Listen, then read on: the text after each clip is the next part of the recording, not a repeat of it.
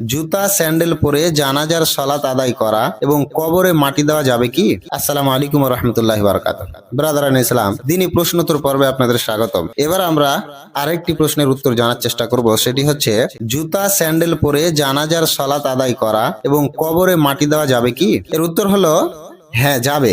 জুতা স্যান্ডেল পরে জানাজার সালাত আদায় করা এবং কবরে মাটি দেওয়া যায়, এ বিষয়ে হাদিসে প্রমাণ রয়েছে।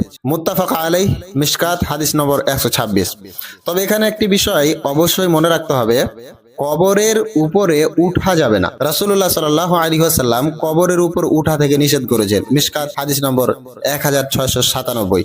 সুতরাং জানাজার সালাতের সময় বিনা কারণে জুতা খুলে রাখা অথবা জুতা খুলে তার উপরে দাঁড়িয়ে সালাত আদায় করাকে বিশেষ কোনো সুন্নাত বা জরুরি আমল মনে করা সঠিক নয়। এটি ভিত্তিহীন প্রচলিত প্রথা। সুতরাং এই ক্ষেত্রে আমাদের মনে রাখতে হবে যে জুতা অথবা স্যান্ডেল পরে জানাজার সালাত আদায় করা এবং কবরে মাটি দেওয়া জায়েজ, তবে কবরের উপরে উঠা যাবে না। আর বিনা কারণে জুতা খুলে তার উপরে দাঁড়িয়ে জানাজার সালাত আদায় করাকেও বিশেষ আমল মনে করা সঠিক নয়। পড়লে পড়া যায়, তবে বিশেষ আমল মনে করা যাবে না। আল্লাহ পাক রব্বুল আলামিন আমাদেরকে কোরআন সুন্নাহ অনুযায়ী আমল করার তৌফিক দান করুন। আমিন। আসসালামু আলাইকুম ওয়া রাহমাতুল্লাহি ওয়া বারাকাতুহু।